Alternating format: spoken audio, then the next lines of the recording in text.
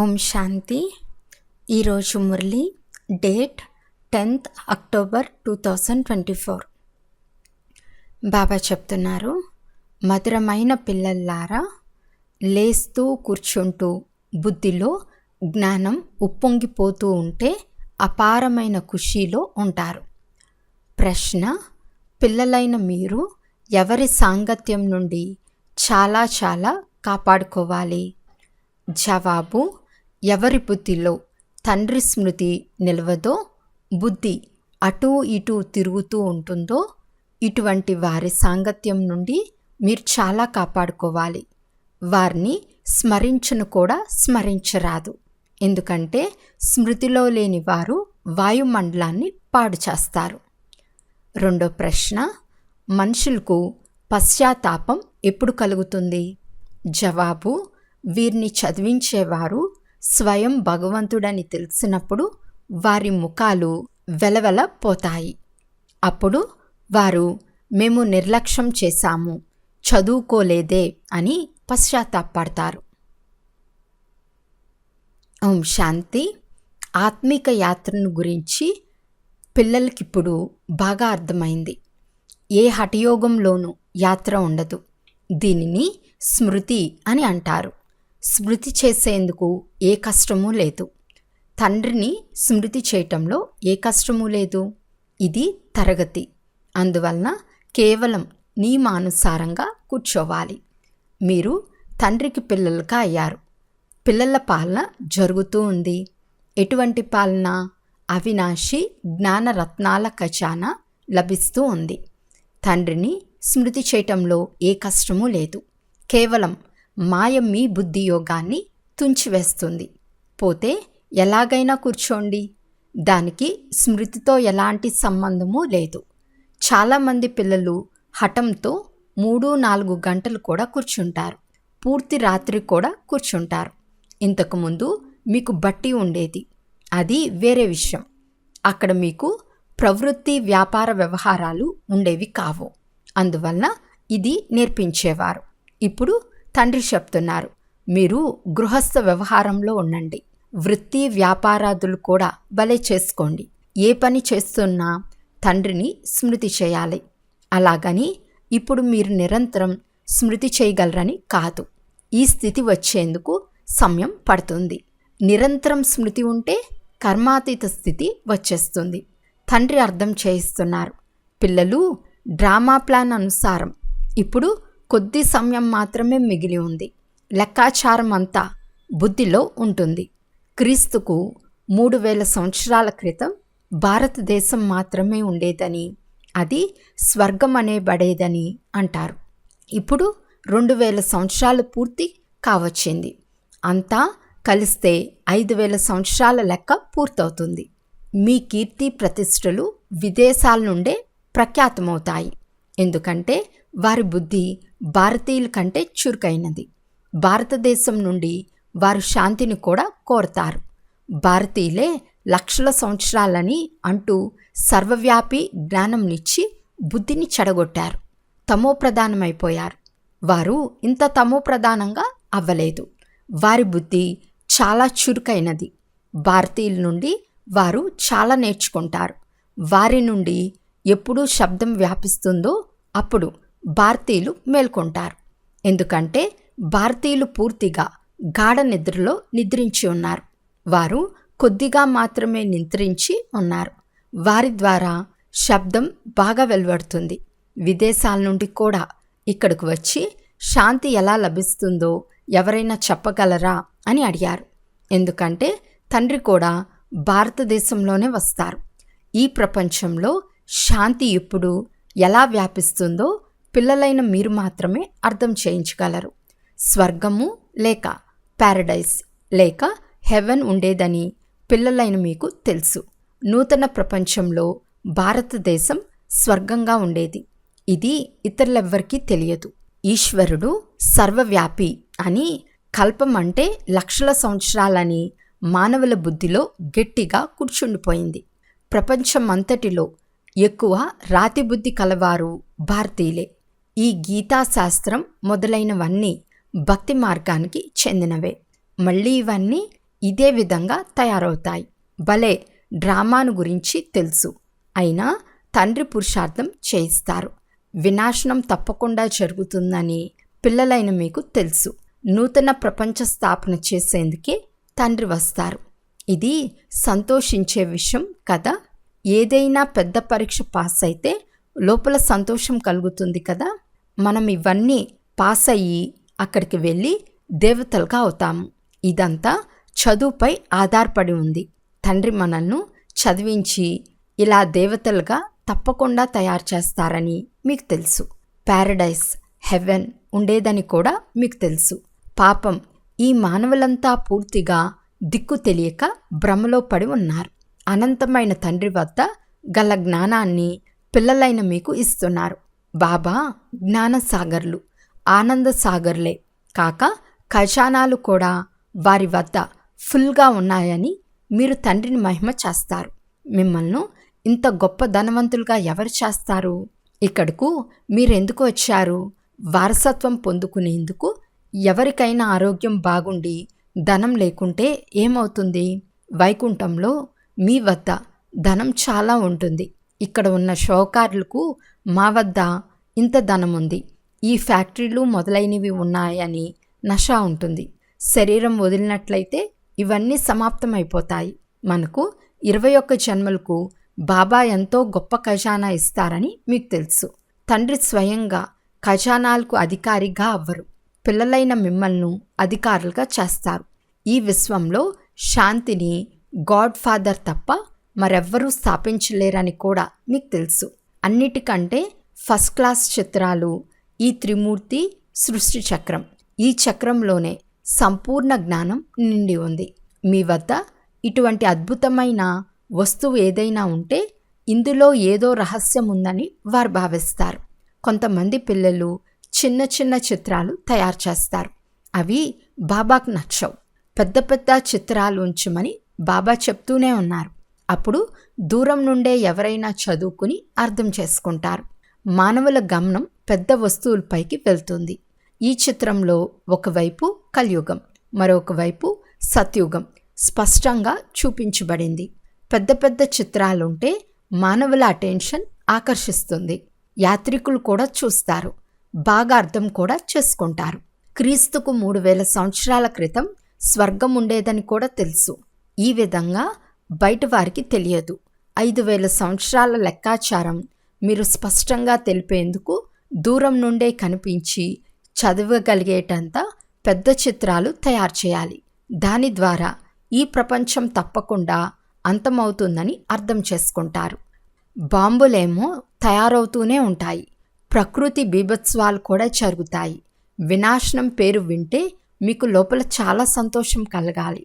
కానీ జ్ఞానమే లేకుంటే సంతోషం కూడా ఉండదు. దేహ సహితంగా సర్వము వదిలి స్వయాన్ని ఆత్మగా భావించండి. ఆత్మలైన మీరు తండ్రి అయిన నాతో యోగం చేయండి. ఇది శ్రమ చేసే విషయం. పావనంగా అయ్యి పావన ప్రపంచంలోకి రావాలి. మనమే చక్రవర్తి పదవి పొందుతామని మళ్ళీ పోగొట్టుకుంటామని మీకు తెలుసు. ఇది చాలా సులభం. లేస్తూ కూర్చుంటూ నడుస్తూ బుద్ధిలో జ్ఞానం మెదులుతూ ఉండాలి. బాబా వద్ద జ్ఞానం ఎలా ఉందో అలా మీ వద్ద ఏం చేస్తున్నా ఈ జ్ఞానం మెదులుతూ ఉండాలి. చదివించి దేవతలుగా చేసేందుకే బాబా వచ్చారు. కనుక పిల్లలకు ఇంత అపారమైన సంతోషం ఉండాలి. నాకు ఇంత సంతోషం ఉందా అని స్వయాన్ని ప్రశ్నించుకోండి. తండ్రిని అంత బాగా స్మృతి చేస్తున్నారా? చక్ర జ్ఞానం అంతా బుద్ధిలో ఉంటే ఎంత ఖుషి ఉండాలి. నన్ను స్మృతి చేసి పూర్తిగా సంతోషంలో ఉండండి అని తండ్రి చెప్తున్నారు. మిమ్మల్ని చదివించే వారెవ్వరో గమనించండి.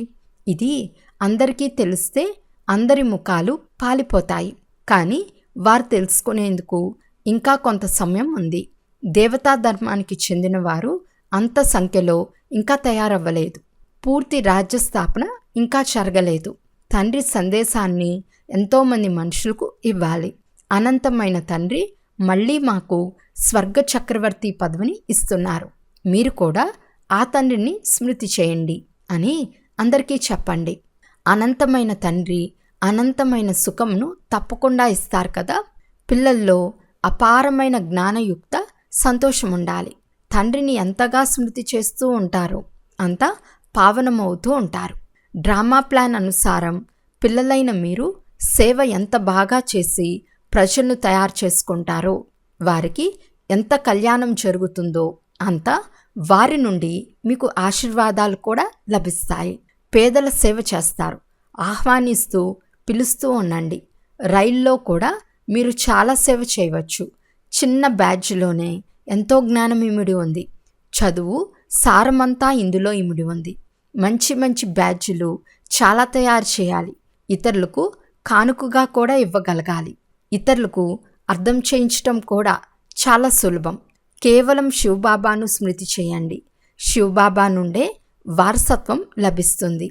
అలాంటప్పుడు తండ్రి ఇచ్చే వారసత్వమైన స్వర్గ చక్రవర్తి పదవిని కృష్ణపూరంను స్మృతి చేయండి. మానవుల మతములన్నీ చాలా తికమకగా ఉన్నాయి. కొద్దిగా కూడా అర్థం చేసుకోరు. వికారాల కొరకు ఎంతో విసిగిస్తారు. కామ వికారం కొరకు ఎంతో పడి చేస్తున్నారు. ఏ మాటను అర్థం చేసుకోరు. మానవులందరి బుద్ధి పూర్తిగా నశించింది. తండ్రిని గురించి తెలియనే తెలియదు. ఇది కూడా డ్రామాలో నిర్ణయించబడి ఉంది. అందరి బుద్ధి పూర్తిగా ఖాళీ అయిపోయింది. తండ్రి అంటున్నారు, పిల్లలు మీరు పవిత్రంగా ఉంటే స్వర్గానికి ఇటువంటి అధికారులుగా అయిపోతారు. కానీ అర్థం చేసుకోవటం లేదు. ఆత్మలోని శక్తి అంతా ఖాళీ అయిపోయింది. ఎంతగానో అర్థం చేయిస్తున్నారు. అయినా పురుషార్థం చేయించాలి. పురుషార్థంలో అలసిపోరాదు. హార్ట్ ఫెయిల్ అవ్వరాదు. ఎంతో శ్రమ చేశాము, ఎంతో బాగా ఉపన్యసించాము, ఒక్కరు కూడా తయారవ్వలేదని నిరుత్సాహపడరాదు. మీరేం వినిపించారో దానిని ఎవరు విన్నారో వారిపై దాని ప్రభావం తప్పకుండా పడుతుంది. చివర్లో అందరూ తప్పకుండా తెలుసుకుంటారు. బీకేల మహిమ అనంతంగా అపారంగా వెలువడుతుంది. కానీ పని చేస్తూ చాలా తెలివి తక్కువ పని చేశామనిపిస్తుంది. గౌరవమే లేదు, పూర్తిగా తెలుసుకోనే లేదు, పరిచయమే లేదు. బుద్ధి బయట తిరుగుతూ ఉంటుంది. తండ్రిని స్మృతి చేస్తే సహాయం కూడా లభిస్తుంది. తండ్రిని స్మృతి చేయరు అనగా వారు పతితులు. మీరు పావనంగా అవుతారు. ఎవరు తండ్రిని స్మృతి చేయరో వారి బుద్ధి తప్పకుండా ఎక్కడో భ్రమిస్తూ ఉంటుంది. కనుక వారిని స్మరించను కూడా స్మరించరాదు. ఎందుకంటే స్మృతిలో లేనందున వారు వాయుమండలాన్ని పాడు చేస్తారు. పవిత్రులు అపవిత్రులు కలిసి ఉండలేరు. అందుకే తండ్రి పాత సృష్టిని సమాప్తం చేస్తారు. పోను పోను నియమాలు కఠినమవుతూ పోతాయి. తండ్రిని స్మృతి చేయకుంటే లాభానికి బదులు ఇంకా నష్టపోతారు. పవిత్రతకు ఆధారమంతా స్మృతి. ఒక్క చోట కూర్చునే అవసరమే లేదు. ఇక్కడ కలిసి కూర్చోవటం కంటే కొండపైకి వెళ్ళి వేరువేరుగా కూర్చోవటం మంచిది. ఎవరు స్మృతి చేయరో వారు పతితులు. వారితో స్నేహం కూడా చేరాదు. నడవడికలోనే తెలిసిపోతుంది. స్మృతి చేయకుంటే పావనంగా అవ్వలేరు. ప్రతి ఒక్కరిపై జన్మాంతరాల పాపభారం చాలా ఉంది. స్మృతి యాత్ర చేయకుంటే పాపభారం ఎలా తొలగిపోతుంది అనగా వారు పతితులే. తండ్రి చెప్తున్నారు, పిల్లలైన మీ కొరకు మొత్తం పతిత ప్రపంచాన్నంతా సమాప్తం చేస్తాను. వారి సాంగత్యమే ఉండరాదు. ఎవరి సాంగత్యంలో ఉండాలి అన్న బుద్ధి కూడా లేదు. పవిత్రులైన మీ ప్రేమ పవిత్రులతోనే ఉండాలి. దీనికి కూడా బుద్ధి కావాలి కదా. మధురమైన తండ్రి, మధురమైన రాజధాని తప్ప ఇతరులెవ్వరూ స్మృతిలోకి రాకూడదు. ఇంత త్యాగం చేయటం పిన్నమ్మ ఇల్లేమీ కాదు. తండ్రికి పిల్లలపై అపారమైన ప్రేమ ఉంది. పిల్లలు మీరు పావనంగా అయితే పావన ప్రపంచానికి అధికారులుగా అవుతారు. నేను మీ కొరకు పావన ప్రపంచాన్ని స్థాపన చేస్తాను. ఈ పతిత ప్రపంచాన్ని పూర్తిగా సమాప్తం చేసేస్తాను. ఈ పతిత ప్రపంచంలోని ప్రతి వస్తువు మీకు దుఃఖమే కలిగిస్తుంది. మీ ఆయువు కూడా తగ్గిపోతూ వస్తుంది. ఇది పైసాకు కూడా కొరగానిదని అంటారు. గవ్వకు వజ్రానికి తేడా ఉంది కదా. అందువలన పిల్లలైన మీకు ఎంత ఖుషి ఉండాలి. సత్యంగా ఉన్నవారు నాట్యం చేస్తూ ఉంటారనే గాయనం కూడా ఉంది. మీరు సత్యయుగంలో సంతోషంగా నాట్యం చేస్తారు. ఇక్కడ ఏ వస్తువును ప్రేమించకండి. వీటిని చూడనట్లు ఉండండి. కన్నులు తెరుచుకుని ఉన్నా నిద్రించినట్లు ఉండాలి. కానీ ఆ ధైర్యము, ఆ స్థితి కావాలి. ఈ పాత ప్రపంచం ఉండదనటం నిశ్చితం. సంతోషపు పాదరసం మీటర్ ఎంతో పైకి ఎక్కి ఉండాలి. శివబాబాను స్మృతి చేస్తే మాకు ఈ విశ్వచక్రవర్తి పదవి లభిస్తుందని సంతోషంతో చిటికలు వేయాలి. హఠయోగంతో అట్లాగే కూర్చోరాదు. తింటూ తిరుగుతూ పనిచేస్తూ తండ్రిని స్మృతి చేయండి. రాజధాని స్థాపనవుతూ ఉందని కూడా మీకు తెలుసు. తండ్రి దాసీలుగా అవ్వమని చెప్పరు. పవిత్రంగా అయ్యేందుకు పురుషార్థం చేయమంటారు. తండ్రి పావనంగా అయ్యేందుకు పురుషార్థం చేయిస్తారు. మీరు మళ్ళీ పతితమవుతారు. ఎన్నో అసత్యాలు చెప్తారు. ఎంతో పాపం చేస్తారు. సదా శివబాబాను స్మృతి చేస్తే పాపాలన్నీ స్వాహా అయిపోతాయి. ఇది బాబా యజ్ఞం కదా, చాలా గొప్ప యజ్ఞం. వారు లక్షల రూపాయల ఖర్చుతో యజ్ఞం చేస్తారు. ఈ యజ్ఞంలో ప్రపంచమంతా స్వాహా అవుతుందని మీకు తెలుసు. వెలుపల నుండి శబ్దం వ్యాపిస్తుంది. భారతదేశంలో కూడా వ్యాపిస్తుంది. మొదటిది, తండ్రితో బుద్ధి యోగం ఉంటే పాపాలు నశిస్తాయి. ఉన్నత పదవి కూడా లభిస్తుంది. పిల్లలతో పురుషార్థం చేయించటం తండ్రి కర్తవ్యం. లౌకిక తండ్రి పిల్లల సేవ చేస్తారు. పిల్లలతో సేవ కూడా చేయించుకుంటారు. ఈ తండ్రి చెప్తున్నారు, నేను మీకు 21 జన్మల వారసత్వంను ఇస్తాను. అటువంటి తండ్రిని తప్పకుండా స్మృతి చేయాలి. స్మృతి ద్వారా మీ పాపాలు తొలగిపోతాయి. పోతే నీటితో పాపాలు నశించవు. నీరు ఎక్కడైనా లభిస్తుంది. విదేశాల్లో కూడా నదులున్నాయి. ఇక్కడి నదులు పావనంగా చేసి అక్కడి నదులు పతితులుగా చేస్తాయా? మానవులకు మాత్రమే తెలియదు. తండ్రికి జాలి కలుగుతుంది కదా. తండ్రి అర్థం చేయిస్తున్నారు. పిల్లలు నిర్లక్ష్యం చేయకండి. తండ్రి ఇంత పవిత్రమైన పుష్పాలుగా చేస్తూ ఉంటే శ్రమ చేయాలి కదా.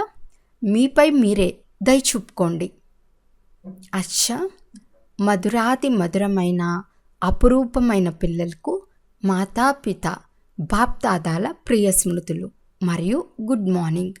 ఆత్మీక పిల్లలకు ఆత్మీక తండ్రి నమస్తే. ఆత్మీక తండ్రికి ఆత్మీక పిల్లల యొక్క ప్రియ స్మృతులు మరియు నమస్తే నమస్తే నమస్తే. ధారణ కొరకు ముఖ్య సారం. ఫస్ట్ పాయింట్, ఇక్కడ ఉన్న ఏ వస్తువులపైన మనసు ఉంచరాదు. చూస్తున్నా చూడనట్లే ఉండాలి. కనులు తెరిచి ఉన్నా నిద్రమత్తు ఉన్నట్లు సంతోషపు నశ పెరిగి ఉండాలి. సెకండ్ పాయింట్, అంతా పవిత్రతపై ఆధారపడి ఉంది. పతితులను కనీసం స్మరించకుండా స్వయాన్ని సంభాళించుకోవాలి. మధురమైన తండ్రి, మధురమైన రాజధాని తప్ప ఇతరది ఏది గుర్తుకు రాకూడదు. వరదానము, హద్దులోని కోరికలను వదిలి మంచిగా తయారయ్యే ఇచ్ఛా మాత్రం అవిద్య భవ. మనసులో హద్దులోని ఏ కోరిక ఉన్నా అది మంచిగా కానివ్వదు. ఉదాహరణకు, ఎండలో నడుస్తూ ఉంటే మీ నీడ మీకంటే ముందుగా వెళ్తుంది.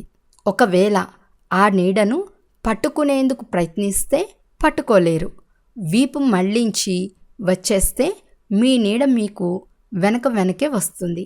అలాగే కోరిక ఆకర్షించి ఏడిపిస్తుంది. దాన్ని వదిలేస్తే అది మీ వెనకే వస్తుంది. అడిగేవారు ఎప్పుడూ కూడా సంపన్నంగా అవ్వలేరు. ఏవైనా హద్దు కోరికలు వెనక పరిగెత్తటం అనేది ఎండమావులు వంటిది. దీని నుండి సదా రక్షింపబడి ఉంటే ఇచ్ఛామాత్రం అవిద్యగా అయిపోతారు. స్లోగన్, మీ శ్రేష్ఠ కర్మ లేక శ్రేష్ఠ నడవడిక ద్వారా ఆశీర్వాదాలు జమ చేసుకుంటే పర్వతం వంటి విషయమైన దూది సమానంగా అనుభవం అవుతుంది. అచ్చా, ఓం శాంతి.